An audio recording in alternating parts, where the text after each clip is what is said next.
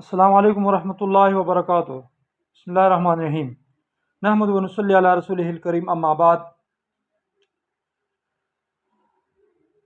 آج انشاءاللہ اسی مجلس میں ہم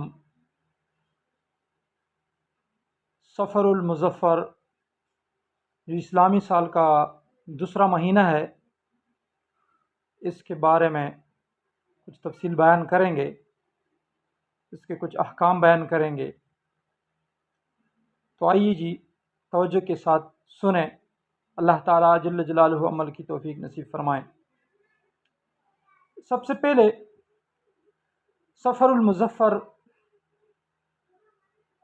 جو کہ اسلامی سال قمری تقویم کا دوسرا مہینہ ہے، اس کا وجہ تسمیہ کیا ہے، اس کو سفر المظفر کیوں کہتے ہیں؟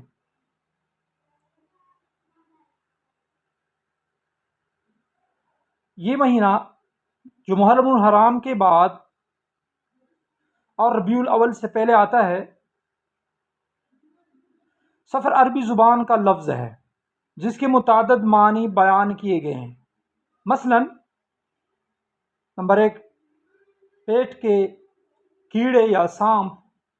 نمبر 2، سونا، پیتل، زرد رنگ، خشک گھاس، صفراوی امراض، نحوست، شگون بد، عمدہ خوشبو وغیرہ۔ مگر یہ سب مجازی اور مرادی معنی ہیں، حقیقی نہیں ہیں، کیونکہ اسلام ان کی تردید کر چکا ہے۔ نمبر 3، خالی ہونا۔ یہ تیسرا معنی ہی زیادہ معروف اور مشہور ہے۔ عرب کے لوگ زمانے جاہلیت میں اسلام سے پہلے محرم الحرام کی حرمت کی وجہ سے جنگ سے باز رہتے تھے، اس لیے جیسے ہی ماہ سفر کا آغاز ہوتا تھا تو اپنی ضرورت کی اشیاء لینے اور جنگ و جدال کے لیے گھروں سے نکل جاتے اور گھروں کو خالی چھوڑ دیتے تھے۔ بس اس مناسبت سے اس ماہ کو سفر خالی ہونا کہا جانے لگا۔ بعض اس کو صفر پڑھتے ہیں۔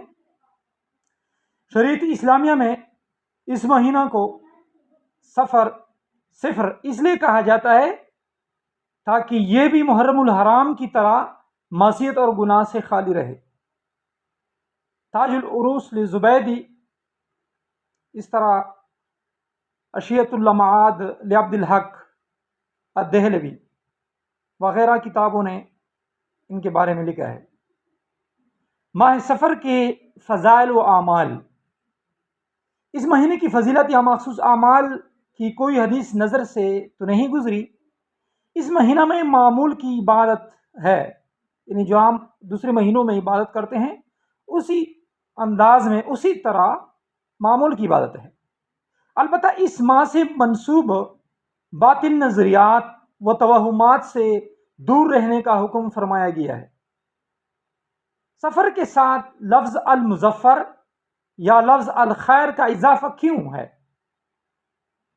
چونکہ زمانے جاہلیت میں عرب کے لوگ ماہ سفر کو منحوس، بدشگون اور برا سمجھتے تھے اور بڑے عجیب و غریب قسم کے خیالات رکھتے تھے کہ اس مہینے میں آفات و مصائب نازل ہوتی ہیں، اس لیے اسے سفر المظفر یا سفر الخیر کہا گیا تاکہ اسے نحوست والا مہینہ نہ سمجھا جائے۔ مظفر کا معنی کامیابی اور خیر کا معنی نیکی، سلامتی اور برکت کے ہیں۔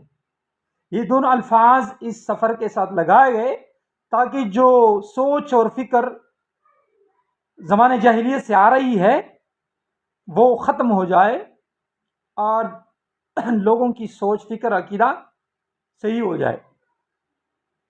افسوس آج بھی زمانے جاہلیت کے وہ فاسد خیالات اور باطل عقائد ہمارے معاشرے میں نسل در نسل چلے آ رہے ہیں۔ اسی لیے اس ماہ میں خوشی کی تقریبات، مثلا شادی بیاہ، لڑکی کی رخصتی، ختنہ اور عقیقہ وغیرہ سے مکمل احتراز کیا جاتا ہے، پرہیز کیا جاتا ہے۔ نحوست کو دور کرنے کے لیے مختلف ٹوٹکے اور عملیات کیے جاتے ہیں۔ اگر کوئی حادثہ یا غمناک واقعہ یا کسی کام میں ناکامی ہو جائے تو کہتے ہیں کہ یہ دن یا یہ مہینہ یا یہ تاریخ ہی منحوس تھی۔ استغفر اللہ، نعوذ باللہ۔ ایک حدیث قدسی میں اللہ تعالیٰ جل جلالہ فرماتے ہیں کہ آدم کی اولاد زمانے کو گالی دیتی ہے، زمانے کو برا کہتی ہے، حالانکہ زمانہ تو میں ہوں، رات دن کی گردش میرے ہاتھ میں ہے۔ ایک دوسری روایت میں ہے رات دن کو میں بدلتا ہوں اور جب چاہوں گا تو اس کو الٹ پلٹ کر ختم کر دوں گا۔ صحیح البخاری، کتاب الادب، دوسری کتابوں نے صحیح مسلم وغیرہ نے بھی ان کا ذکر کیا ہے۔ ایک اور روایت میں ہے ابن آدم زمانے کو گالی دے کر مجھے تکلیف پہنچاتا ہے۔ ایک اور روایت میں ہے ابن آدم یا خیبت الدہر، اے کمبخت زمانے کہہ کر مجھے اذیت پہنچاتا ہے۔ کوئی شخص یا خیبت الدہر نہ کہا کرے۔ اور ایک روایت میں رسول اللہ صلی اللہ علیہ وسلم نے ارشاد فرمایا ہے کہ زمانے کو گالی نہ دیا کرو۔ اس مفہوم کی اور بھی روایات ہیں۔ مطلب یہ ہے کہ بعض لوگ حوادثات زمانہ سے متاثر ہو کر زمانے کو برا کہنے لگتے ہیں، حالانکہ زمانہ کوئی کام نہیں کرتا۔ زمانے میں جو واقعات اور حادثات رونما ہوتے ہیں اور جو انقلاب ہوتے رہتے ہیں وہ تمام حضرت حق تعالی شانہ کی مشیت، مرضی اور ان کے حکم سے صادر ہوتے ہیں۔ لوگ اپنی بے وقوفی سے یا جان بوجھ کر زمانے کو برا کہتے ہیں، گالیاں دیتے ہیں۔ زمانے کو برا کہنا در حقیقت اللہ تعالیٰ جل جلالہ کو برا کہنا ہے، کیونکہ اصل فاعل تو وہ ہیں، اس لیے اس فعل سے منع فرمایا کہ زمانے کو برا بلا مت کہو، گالیاں مت دو۔ نیز اس ماہ میں بے شمار خیر کے کام بھی ہوتے ہیں۔ مثلا مکہ سے مدینہ ہجرت آپ سب نے فرمائی تھی، غار سور میں داخلہ بھی اسی مہینے میں ہوا تھا، رحمت اللہ عالمین صلی اللہ علیہ وسلم کی صاحبزادیوں کے نکاح بھی اسی ماہ سفر میں ہوئے تھے۔ کئی حضرات نے اسی ماہ میں اسلام قبول کیا تھا۔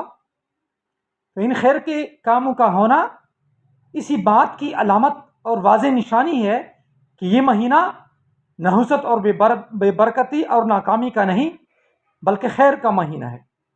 اللہ تعالیٰ جل جلالہ سے جو ہم نے کچھ کہا سنا اس پر عمل کرنے کی توفیق نصیب فرمائے، اور ہم سب مسلمانوں کو خصوصاً اور دوسری انسانیت کو عموماً اس ماہ کے متعلق جو نحوست اور بدشگونی کا سوچ اور عقیدہ رکھتے ہیں ان سے اللہ تعالیٰ جل جلالہ ہمیں محفوظ فرمائے، اور ہمیں محبوب کائنات صلی اللہ علیہ وسلم کی بتائی ہوئی شریعت پر چلنا نصیب فرمائے۔